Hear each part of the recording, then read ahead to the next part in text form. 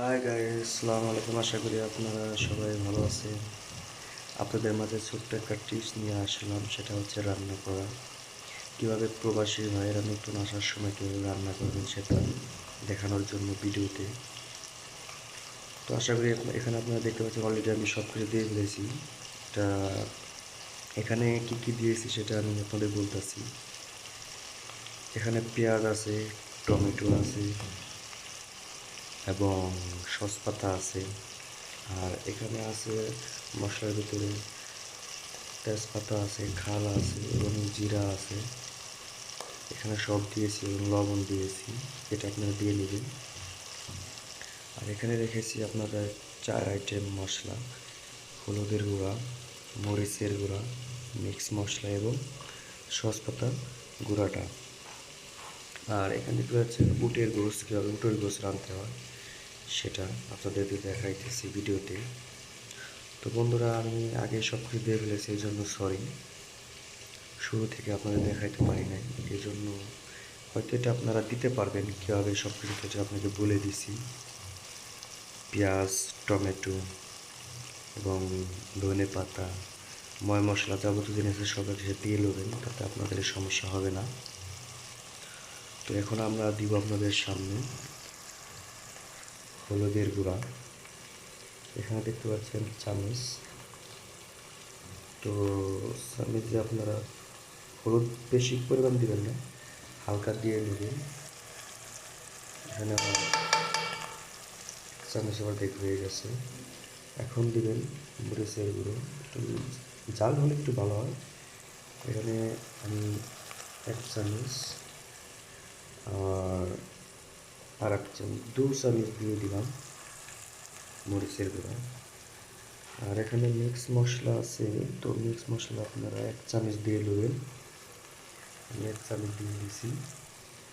আর এখানে মরিচের জিরার গুঁড়া আছে, এটা 1 চামচ দিয়ে দিবেন। এটা হয়ে গেছে। এখন যেটা করবেন, এটাকে সুন্দর করে নাড়া দিবেন। বন্ধুরা, এখানে দেখতে পাচ্ছেন আমার কালারটা হয়ে গেছে, অলরেডি লাল হয়ে গেছে। তো এভাবে আপনারা সব কিছু ঢেলে নেবেন। আর এরপরে সর্বশেষ যেটা দিবেন এখন, সেটা হচ্ছে এই উটের গোশটা দিয়ে দিবেন। তো উটের গোশটা দিয়ে দিতেছি, এটা আপনারা দেখুন। এটা আমি দিয়ে দিলাম উটের গোশটা। এখন এটাকে এখন নাড়া দিব। বন্ধুরা, আমি অলরেডি এখানে নাড়া দিয়েছি। তো নাড়া দেওয়ার পর দেখতে পাচ্ছেন আপনারা মিক্স হয়ে গেছে গোশগুলাও। এখন এখানে আমি 4 মিনিটের জন্য এটা আমি ঢেকে দিব।